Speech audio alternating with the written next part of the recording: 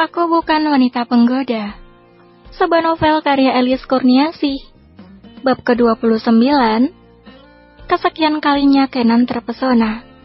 Dalam audiobook yang dikeluarkan oleh Audiotune. Masih bersama saya, Sen. Selamat mendengarkan. Kenan dan Hanin memasuki mobil sedan hitam. Mobil itu melaju dengan kecepatan sedang dan tanpa hambatan menuju Kuala Lumpur International Airport 2. Kenan sengaja tidak menggunakan jet pribadi, karena jarak tempuh perjalanan yang tidak memakan waktu yang lama, dan ia pun ingin berlama-lama dengan sang istri. Sedangkan setiba di Jakarta, kemungkinan kebersamaan mereka akan jarang dirasakan. Sesampainya di KLIA 2, Hanin membuka pintu mobil. Sedari tadi ia harus menurunkan ujung rok yang ia kenakan ke bawah, karena dress yang Kenan berikan cukup pendek menurutnya. Kenan berdiri cukup lama di depan pintu lobi bandara. Pintu otomatis itu terbuka cukup lama, karena Kenan berdiri di sana, sambil menunggu sang istri yang masih repot dengan pakaian dan high heels-nya. Lama banget sih, ujar Kenan ketus saat Hanin mendekat ke arahnya. Lagian siapa suruh kasih baju seperti ini? Pendek banget, aku nggak biasa. Sungut Hanin. Belum lagi sepatunya tinggi banget, menyusahkan sekali. Kenan melirik istrinya dari samping. Ia menatap Hanin dari ujung kaki hingga kepala. Hanin terlihat cantik menggunakan dress yang pas di tubuhnya. Dress tanpa lengan berwarna hitam, dengan panjang 1 jengkal di atas lutut. Hanin menjepit setengah rambutnya dan membiarkan anak rambut itu terjuntai, menutupi sedikit kedua telinga.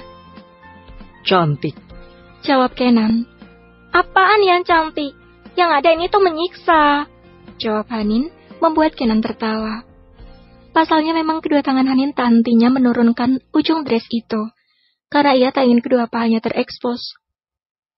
Kenan salah menyediakan pakaian untuk Hanin yang seperti ini, karena pakaian ini memang cocok untuk Vanessa, bukan Hanin. Ayo. Kenan menarik tangan Hanin dan menggenggamnya, agar langkah Hanin tak tertinggal di belakang. Ken, jalannya jangan cepat-cepat. Hanin meremat telapak tangan Kenan agar langkahnya dipelankan. Ia sulit mengimbangi langkah kaki Kenan yang panjang, ditambah langkahnya yang cepat. Lelet. Kakimu tuh udah kayak gala, ketus Hanin. Kemudian Kenan menghentikan langkahnya. Jadi gimana? Apa mau aku gendong? Enggak. Dengan cepat Hanin menggeleng. Kenan tersenyum menoleh ke sembarang arah. Terus? Beliin sandal jepit aja, jawab Hanin. Apa? Tanya Kenan tak percaya. Beliin sandal jepit aja, supaya aku bisa jalan cepat. Hanin menatap Kenan sembari mengedipkan kedua matanya, tanda memohon. Lagi-lagi Kenan harus menahan senyum sambil mengedarkan pandangannya ke sembarang arah. Ia terlalu gemas jika harus melihat ekspresi wanita di hadapannya ini. Ya sudah, ayo. Kita beli sandal jepit di dalam. Kenan menarik tangan Hanin untuk melewati boarding pass dan pemeriksaan paspor. Benar saja, hampir setiap pria yang dilewati Hanin itu menatapnya, dan hampir petugas pria yang Hanin temui pun mengajaknya berbincang. Hal itu sungguh membuat Kenan kesal. Kenan langsung menarik pinggang Hanin dan memeluknya posesif dari samping. Ih, jangan seperti ini, malu banyak orang, ucap Hanin karena Kenan masih terus memeluk pinggangnya dari samping sambil berjalan. Kamu istriku, apa salahnya? Tanya Kenan berbisik. Tapi ini berlebihan. Hanin menurunkan tangan Kenan. Kemudian kaki Kenan berhenti. Kita masuk ke sini dulu. Kenan meminta Hanin memasuki toko pakaian casual, karena sesungguhnya ia pun tak rela Hanin menjadi objek yang sedap dipandang untuk pria lain. Good idea. Mata Hanin berbinar mengikuti langkah Kenan yang sudah terlebih dahulu masuk ke dalam toko itu. Pilih pakaian yang kamu mau. Hanin tersenyum dan hanya menampilkan ibu jarinya ke wajah Kenan. Pria arogan itu pun tersenyum sambil menyedekapkan kedua tangannya di dada. Nggak pakai lama, 10 menit. Iya, teriak Hanin dan meninggalkan Kenan yang berdiri di sana. Hanin sibuk memilih sweater lengan panjang yang agak longgar dan celana jeans stretch panjang yang pas di kedua bentuk pahanya. Lalu dengan segera ia ke ruang ganti dan mencobanya. 2 kali Hanin memilih ukuran yang pas, dan Akhirnya sesi berganti pakaian menjadi yang lebih layak dipakai pun selesai. Tara, ini baru aku. Hanin memperlihatkan dirinya pada Kenan yang berdiri di depan kasir. Kenan mengernyitkan dahi, sembari memegangi dagunya yang berbulu halus. Ia menilai Hanin dari ujung kaki hingga ujung kepala. Saat ini, Hanin tengah mencepol kepalanya ke atas. Kenan memajukan tubuhnya mendekat pada Hanin, dan tangannya terangkat untuk melepas kunciran yang mencepol kepala belakang Hanin, dan membiarkan rambut panjang itu tergerai. Lebih baik seperti ini. Kenan, kunci rambutku kembalikan! Hanin mengejar Kenan yang keluar lebih dulu. Kaki Kenan terhenti. Lucu. Kini gaya berpakaian Hanin sudah seperti anak ABG.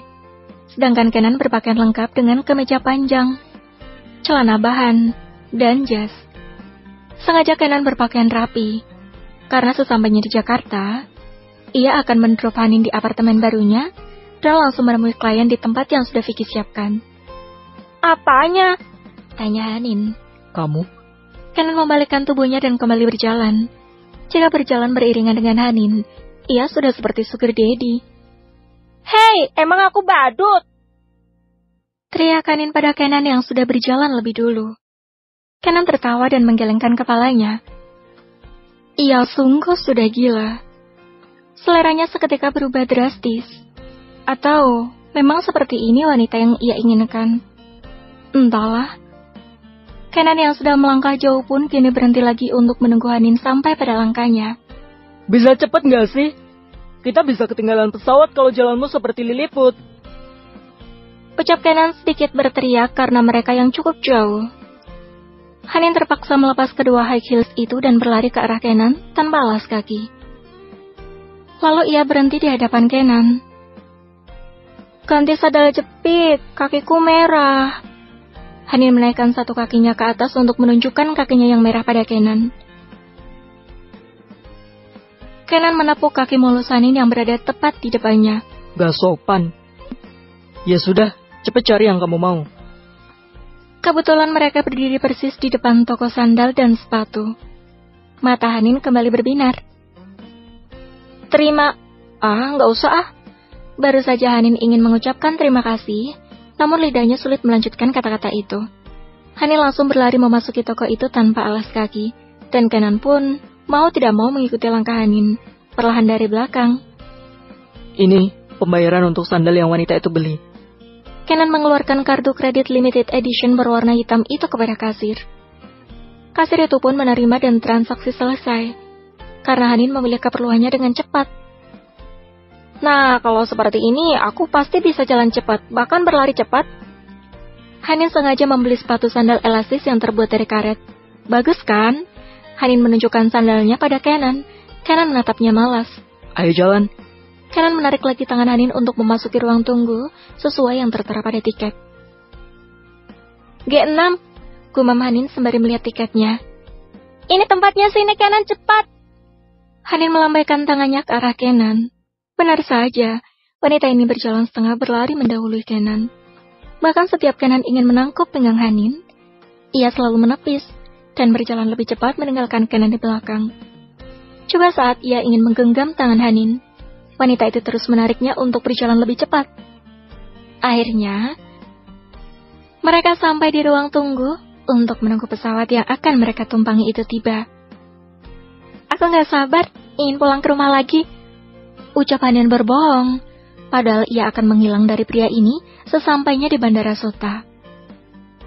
Kamu tidak akan aku biarkan tinggal di rumahmu lagi. Ucap Kenan tanpa menoleh ke arah Hanin yang duduk di sampingnya. Terus aku tinggal di mana? Tanya Hanin dengan mendekatkan wajahnya pada Kenan. Di apartemenku. Aku sudah siapkan tempat tinggal kita. Kenan sudah membeli lagi satu apartemen yang bukan apartemen yang biasa ia tinggali. Karena apartemen yang hanya beda lantai dengan Vicky itu sering kali dimasuki Vanessa. Bahkan paskot apartemen itu adalah tanggal jadian mereka.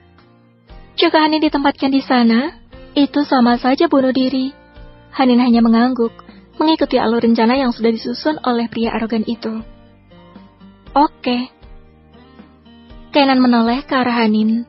Ia cukup curiga dengan sikap Hanin yang penurut hari ini.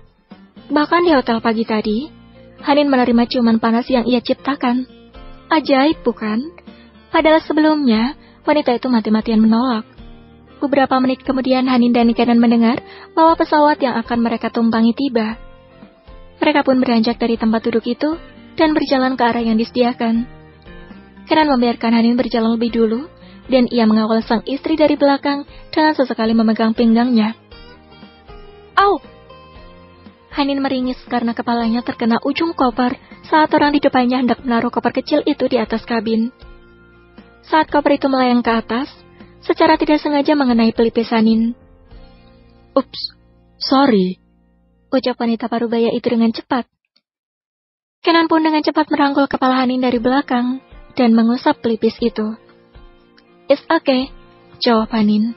Tangan Kenan terus mengusap pelipis Hanin dan menarik wajah Hanin untuk menghadapnya. Tidak berdarah. Iya, nggak apa-apa kok, jawab Hanin. Ini kesekian kalinya. Kenan terpesona oleh wanita yang ia sering sebut sebagai wanita penggoda. Seperti di Javu, ia pun pernah mengalami hal ini. Bedanya saat itu ia bersama Vanessa. Dan Vanessa menjadi korban kecil seperti Hanin tadi. Namun saat itu Vanessa tak terima dan mengumpat wanita parubaya yang tengah kesulitan mengangkat koper kecilnya ke atas. Lalu tidak sengaja mengenai Vanessa yang berdiri persis di belakangnya. Hingga akhirnya menimbulkan keributan. Dan Vanessa menuntut kerugian pada wanita parubaya itu. Vanessa pun memarahi Kenan karena tidak menyediakan jet pribadi dan malah menaiki pesawat komersil biasa.